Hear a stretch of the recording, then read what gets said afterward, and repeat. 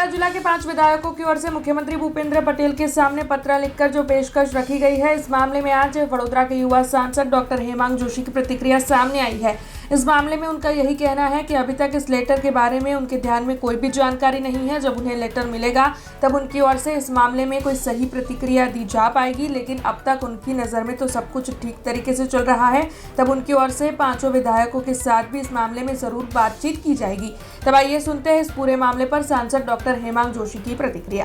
આ જે વિષય છે એ આપના માધ્યમથી મને જાણવા મળ્યો છે અને એકવાર હું અમારા મહાનગરના ધારાસભ્યશ્રીઓ સાથે પણ ચર્ચા કરેલી છે। એમણે કોઈ રજૂઆત આવી કરી હોય તો એમની સાથે એ રજૂઆત મંગાવી અને ત્યારબાદ હું કોઈ પ્રતિક્રિયા આપી શકીશ।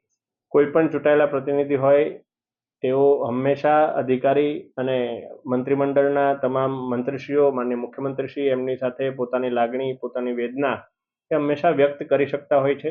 અને હું માનું છું કે વડોદરા જિલ્લાની જો આપણે વાત કરીએ તો અધિકારી અને ચૂંટાયેલા પ્રતિનિધિશ્રીઓ બંને લોકો એકબીજાને ખૂબ સારી રીતે સમન્વય કરી, સંકલન કરી અને સપોર્ટ કરી રહ્યા છે।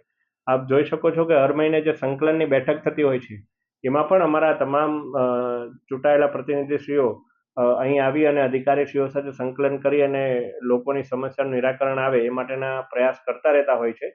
એટલે આ સમગ્ર બાબત મારા માટે તો હું અત્યારે અજાણ છું, પરંતુ જે કોઈ પણ વિષય હશે એ વિષયનો પહેલા ઊંડો અભ્યાસ કરી મારા સાથી મિત્રો સાથે ચર્ચા કરી અને પછી હું કોઈ પ્રતિક્રિયા આપી શકીશ।